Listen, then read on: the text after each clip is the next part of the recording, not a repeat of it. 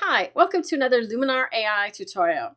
In this video, you're going to learn all about the Portrait AI tools and how to edit photos of people. This is day 4 of my 5-day editing challenge. If you'd like to follow along and get access to the raw files, just sign up using the link in the upper right corner of the video now. If you enjoy this video, please remember to like it and subscribe to the channel. Let's get started. This is the first image we're going to be working with today. This is the finished version. Let me show you what I started with. This is the before. So I'm going to show you the portrait tools that I used inside of Luminar AI to achieve this effect. To start, I've already applied a few basic enhancements. I've done a slight crop of the image to straighten it a little bit. I've adjusted some of the light tools. I'm not going to cover any of these because I've covered some of these tools in previous videos. Watch back over days 1 to 3 if you missed out on those. One I am going to show you that I used here is color, and the remove color cast slider did a really good job of removing. There was sort of a pink or red cast to the entire image. You can see that the wall behind her looks sort of pinkish. So I brought this one up to about 15 and it did a nice job of neutralizing that pink or red in the image. The other thing I want to show you here is that I added a vignette like I do often on a lot of my images, but this time I added a plus vignette, meaning I've lightened the edges as opposed to darkening them. So let me just turn it off. You can see it's kind of subtle, but watch the edges of the image. If I drag the amount slider to the left on the vignette, you'll see that it darkens. And if I drag it all the way to the right, you'll see that it eventually goes to pure white. So I haven't gone all the way with this one, but I wanted to soften this and make this into more of a high key image. And later on, I'll show you another tool that I used to enhance that as well. So let's move into the portrait section of the tools panel. Scroll down until you see the yellow section.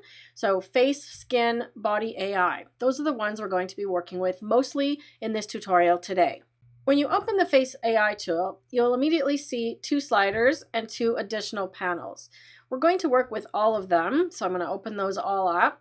Starting at the top, I'll go through what some of these sliders do. Face light does exactly what it sounds like. It adds light to the face. Now this is really handy if you're working with a group portrait and maybe your flash didn't go off or the faces are a little bit dark and you want to lighten or dodge all the faces. Usually if you're working with Lightroom or editing or something like that, you have to go in and manually brush that into every single face. But if you have multiple faces in a group portrait and you do this in Luminar AI, it's going to light all of the faces.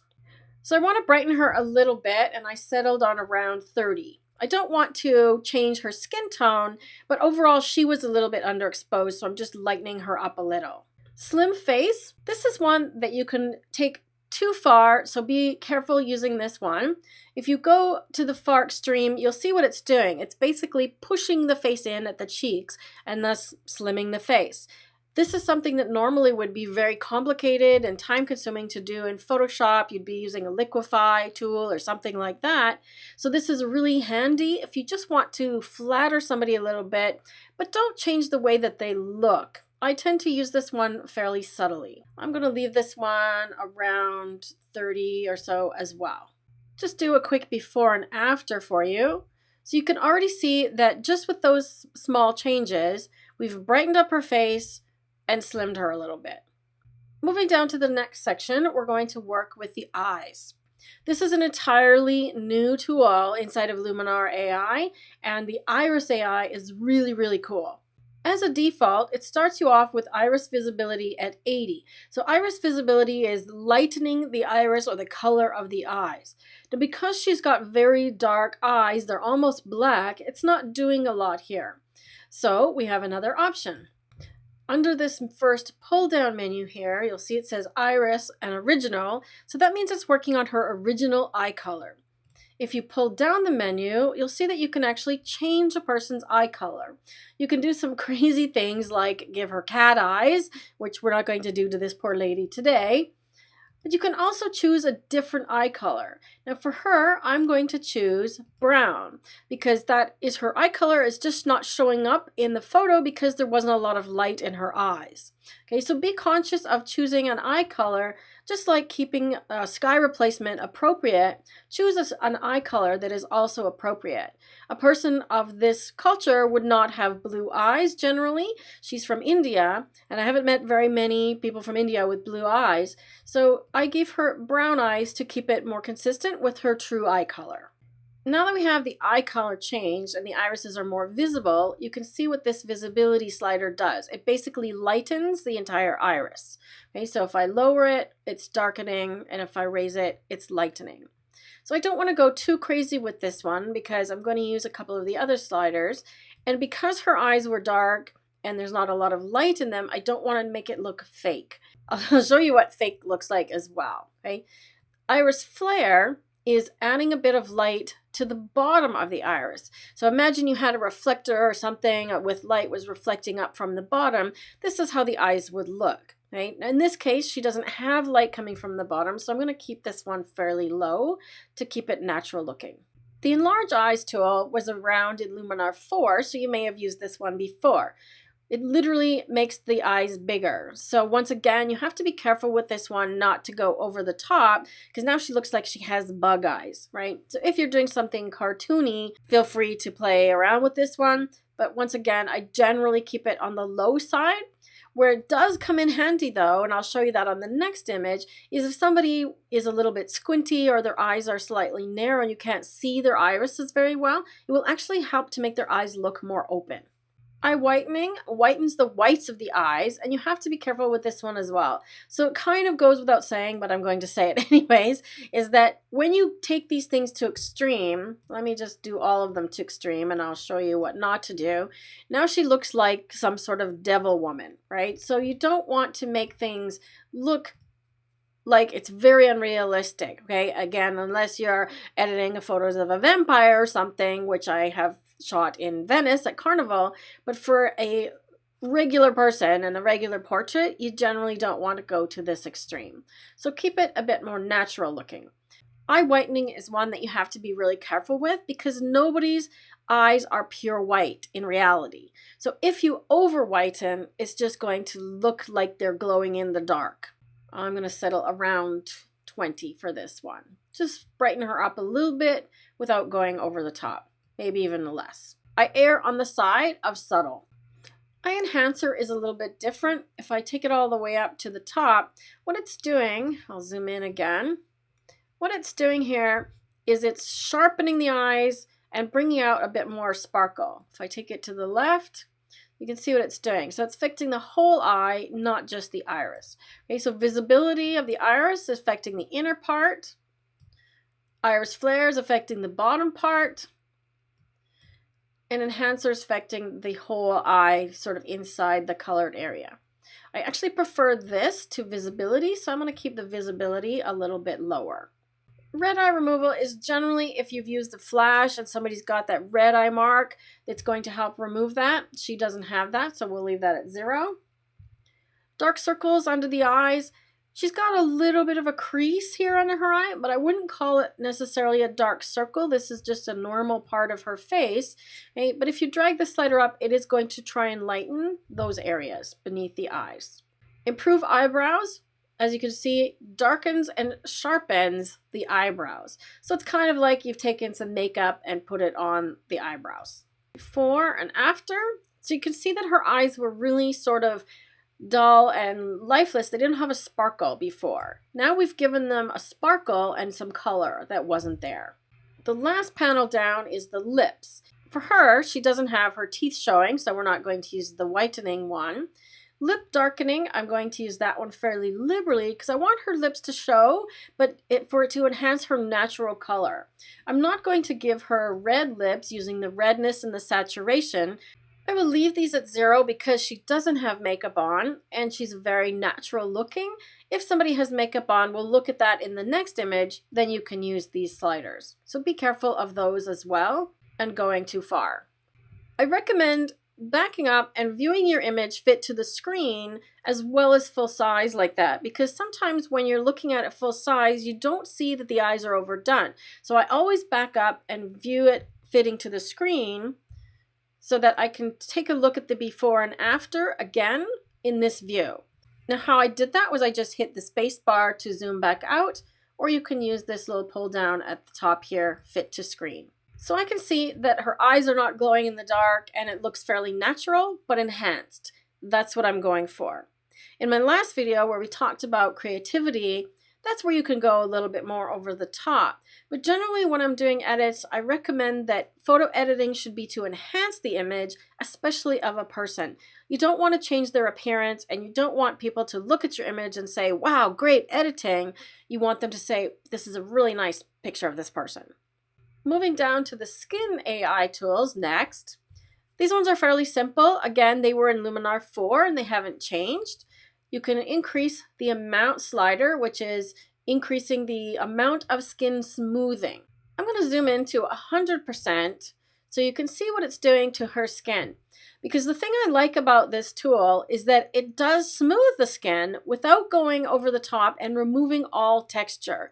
I've tried other plugins and softwares and things that are designed to automate the process of portrait retouching, and I find that most of them overdo the skin smoothing and you end up with somebody that looks like they're a mannequin or they're plastic. So unless you want the people in your photos to look like Barbie dolls, I know I don't, this is a great way to do it.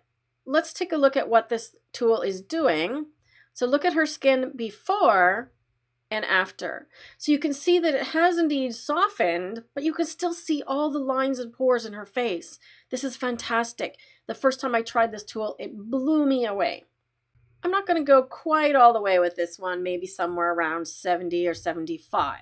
The shine removal slider looks for highlights like the one on her nose if somebody's got oily skin. So take a look at this area in her face and what it's going to do when I increase this slider.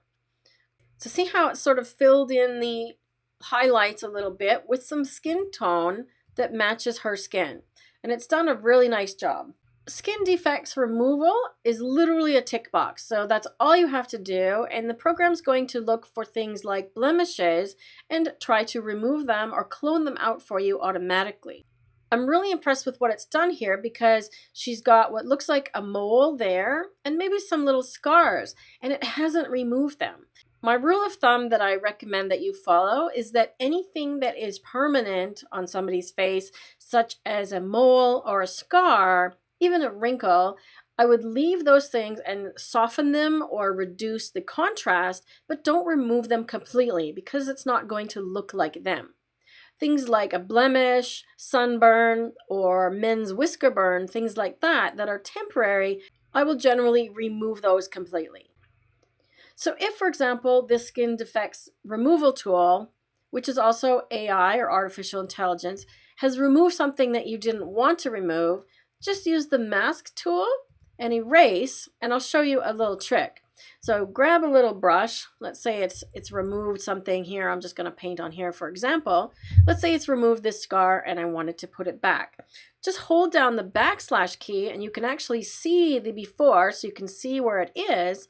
Put your brush there and just click. And then you can see that the mask has now just removed that little spot. So there's a little trick for you to be able to see the things that it's removed if you want to put them back. The only other tool I'm going to add here is under the creative menu. Those are the pink ones, and that is the glow tool. So open that one up and look for the Orton effect under the pull down menu. This is one that I use on almost all of my portraits. It gives a really nice softening effect in a way that is very pleasing on people pictures. Start with the amount slider, which is the strength. This one, I generally kind of settle somewhere between 20 and 30. And then you can adjust the other settings down here in advanced. I find that by adding this soft glow, it usually brightens the image a little bit. So I will drag this brightness slider down to compensate. Then I'm going to add a little bit of contrast because I find that the softening often sort of lowers the contrast as a consequence. So like the dance we've done in previous videos between adding contrast and lowering saturation, here I'm adding a softening effect and then increasing the contrast to compensate. I'm also going to add a little bit of warmth with this one. Let's have a look at what it's doing. Use the toggle switch to just turn off this tool. I'm really happy with what that is doing. Can you see why I chose to add a light edge vignette as opposed to darkening the edges here for this image? Now she is really the attention of the picture and the background is more faded out. That was my intention. There's one more tool inside of Luminar AI that you can use to draw more attention to your subject. And that is back up in the Essentials panel in the Structure AI tool. In the video for day 2, we used the Structure AI tool to add contrast to an image that was flat. In this case, we're actually going to remove structure, and you'll see what happens when I take this to the left or negative. I'll go to extreme so you can really see it. It's basically removing all contrast, so you have this really sort of blurry, nondescript, non-detailed image. So obviously we don't want that on her, but we do want a part of it on the background. So I'm going to leave it fairly low, let's say about -60. You can also boost it, which increases the amount of the softening. So I'm going to bring that up a little bit as well. So I'm going to adjust it until I'm happy with the background. So I'm not looking at her, I'm just looking at the background. So I'm going to settle on somewhere around there. Then you can probably guess what I'm going to do. I'm going to mask it. So I'm just going to erase it off of her. I'm going to get a nice big brush. Remember, when you click the first time, you're going to see the red mask. So everywhere that you see red, that effect, in this case structure, is applying. So I'm using a soft, large brush, and I want to make sure that she's fully clear of all the red. But I'm using a soft brush so that it just fades out gradually, because I don't want there to be a hard edge. Now I'm going to go a little bit smaller with my brush and get into these edges a little bit more. So she's sharp. Her sari is sharp, and then it just slowly fades out into the background, being out of focus. Okay, remember that if you want to do this with the details and sharpness panel, you can just copy the mask, and you can do the same thing by enhancing the details on her and inverting the mask. Let's take one final look at this image full screen. Just press F on your keyboard to get to full screen.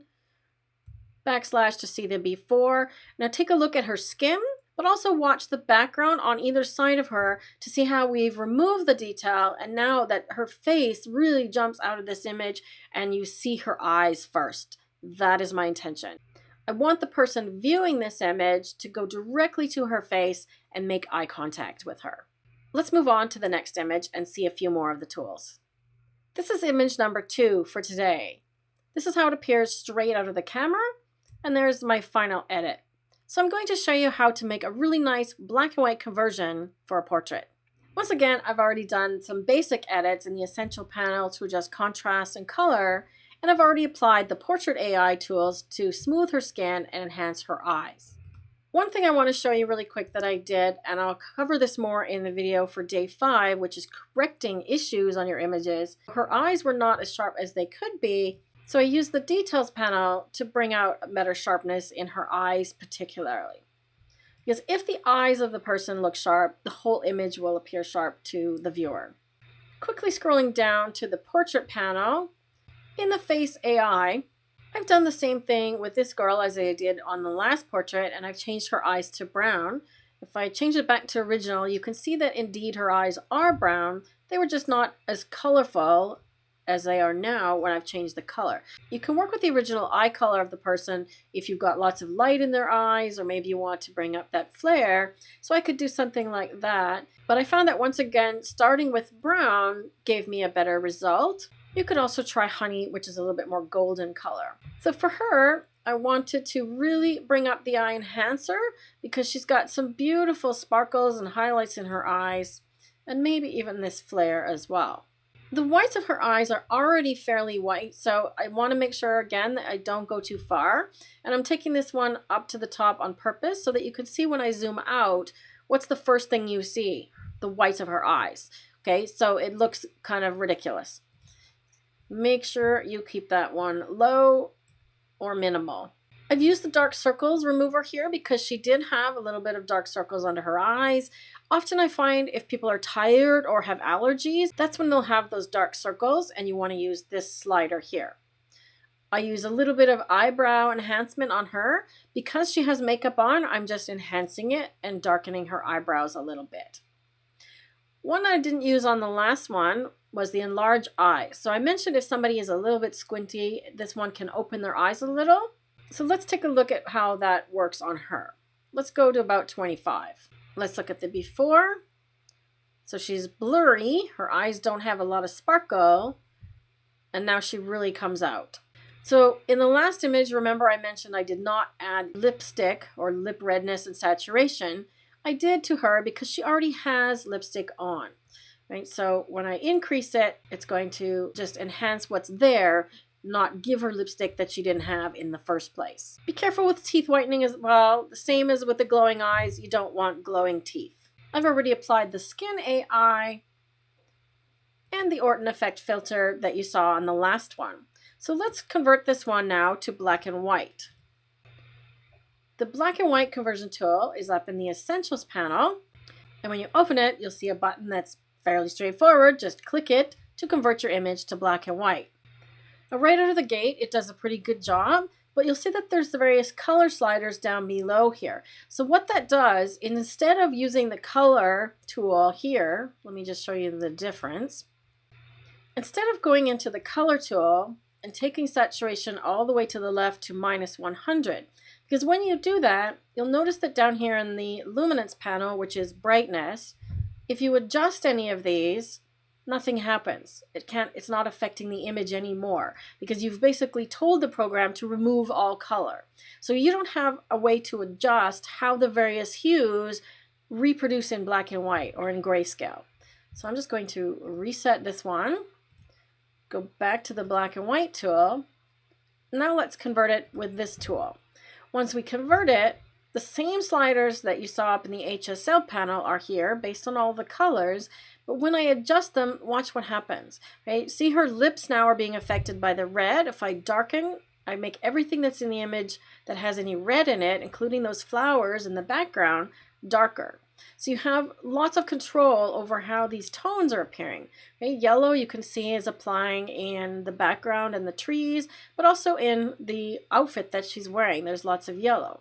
So if I want to darken that a little bit, or if I want to darken the green background, I can do that. Let's see if she's got any blue. Remember her little bindi on her forehead? If I crank it up to the right, it disappears. But if I go to the left, you see that it darkens. That's the little dot on her forehead. Okay, so yellow, I'm going to go slightly minus on that one. So you can see I have a lot more control of how the tones that were in color are now reproduced in grayscale. This is a method of black and white conversion that I recommend you use. One other thing you can do in this tool, in the saturation tab over here, is to add a little bit of color or give it a partial colored look. I'm not a super fan of this style. You notice that if I drag the red and the yellow sliders up, I start to get only those colors appearing in the image. Or if I only drag green, for example, I'm going to get some in the background. I'm not a huge fan, as I mentioned, of this style of image, the partially colored, but if you wanted to play around with sort of a lightly faded out image, you could create something nice like this that gives it a more antique look than just plain black and white. The last thing that I did to this image was to go into the creative panel and add a little bit of a tint. I use the toning panel, which is previously known as split toning, to add a little bit of color into the shadows. Okay, so I'm on the shadows button here. Saturation is turned up, and I've selected a hue that is around 55 or sort of a golden color. Let me just turn up the saturation so you can see what it's doing. So what that's doing is adding this sort of brown tint to the shadows. If I remove it, this is what it looks like as a pure black and white. So if you want your images to have sort of a sepia or what I call warm black, just add something to the shadows, add a little bit of golden color to the shadows. If you do the same in the highlights, okay, remember you have to pull the saturation up first to have it start applying. I've chosen the same color. You get more of a sort of yellow tint to her face and the highlights, and it gives it more of that true antique sepia look. You can decide if you want to do something like that, or maybe even want to do a true split tone where the shadows and the highlights are different colors, and that gives a very different look and feel as well. One more before and after on her. So I've started with an already great image, nice lighting, beautiful model, and I've created a beautiful black and white portrait of her. We've got one more image to look at in today's Luminar AI tutorial. This final image is of a man we met in Morocco, and he fed our tour group lunch in his cafe. He was a fantastic character. He had us all in stitches, and I want to show you the body AI on this image. So I'll show you the before. Right, now take a look at the body shape and also the shape of the image on the sides. Okay, so you'll notice that he's been slimmed in the body and the torso, the abdomen, but it's also sort of sucked in the outer parts of the image. Let's take a closer look at this image and what I've applied here. I'm going to zoom in on his face to start, and I've already applied the face AI. I've done face light and a few of the eye enhancements. You'll notice that I've given him gray eyes, which also most matched his original eye color. So I'll just turn it off so you can see the before this tool was applied. His face was a little bit in the shadow, so the face light here did a really nice job of bringing that out. I could probably go even farther. I didn't do anything with his mouth. I did also apply some Skin AI, and I want to show you what happened when I applied this because I had to end up masking it. I'm just going to reset this tool a little bit. So I applied some skin smoothing, but because he's got a lot of character in his face, and he is quite a character, you don't want to make super soft skin of somebody of this age because it's not really appropriate. It's not going to look like him. But what I did find was that there was a lot of shine on his nose and cheek on the one side. So I pulled the shine removal slider all the way up. Now, do you see what's happened? There's a little bit of a boo-boo, and you can actually really see how this tool is working. You see what it's done up here to his turban, which is white. It's analyzed it and said, well, I think his face should be there. You notice that his face would normally be this shape, and it's interpreted that it should fill it in with the same flesh color. So it's actually done a really good job of attempting to interpret what I want done here, but it just doesn't know that he's wearing a white turban. So I'm just going to use the mask tool set to 100% and just make sure that I erase it from there. And I'm just going to make sure I get the whole thing just in case it's applying anywhere else. And you find that sometimes in this case, like he's got a white beard as well, you might want to remove it from there because the shine may also come into his beard and then it's going to look like he has pink whiskers. So there, with the mask applied, that's a little better. And the final one in the Portrait AI tools is the Body AI. So I'll zoom out and reset this one. So the original image, now he's not a person who is really overweight, but I chose him because I see a little bit of his body and it worked really well to demonstrate the sliders, right? So the shape slider, if you go to the left, it's going to make the person wider. Okay, so if you have somebody who's very thin and you want to widen them, you can do that. But personally, I don't know anybody that wants to be wider generally. So we can go up to the right, which then slims him. So you can see what it's doing. It's basically doing the same as the face slimming. It's doing that on the entire body. And if I come into 50% here, so we can just look at the bottom part here, the abdomen slider looks for the stomach, right? And it's looking for like a bulge, trying to reduce that bulk in the abdomen area. So I'm going to go up to an extreme again. So see how it's kind of puckered in the middle where his stomach is. Okay, so see that? Watch it again. Off, on. I find that this one is a little bit hit and miss. It works better on some images than others. For example, if you have a group of people, I found that it didn't work as well to find both the body and the abdomen. So you have to just try it and see how it works on each individual image. Final before and after of him, I'm sure he would be happy with that. Your goal for today is to practice using the Portrait AI tools inside of Luminar AI and work on your people photo editing skills. To continue learning about photo editing, just watch my next Luminar AI tutorial, which will be all about fixing problems in your images. Just click here to watch that video now. If you've missed day 1 to 3 and you want to start from the beginning of the challenge, just click this video to head to day 1 and follow along from the beginning. Please remember to post any questions you might have in the comment area below the video.